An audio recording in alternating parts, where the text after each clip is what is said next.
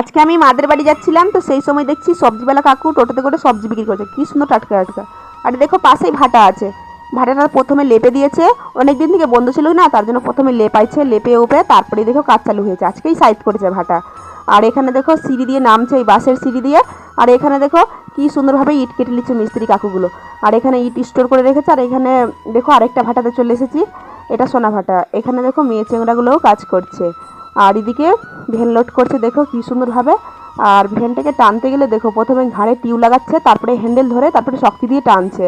এদিকে আর এরাও লোড করছে ইট। আর এরা আমার জামাইবাবু হলো, আর এটা আমার দিদি। দেখতে পাচ্ছ কি সুন্দরভাবে ইট লোড করছে। আর এখানে পাক মিলে করে কাদা সানছে, কাদা সেনে তারপরে ঠেলাগুলো নিয়ে যাচ্ছে, তারপরে পাথারা বলছি আমরা, ওরা ইট বানাচ্ছে।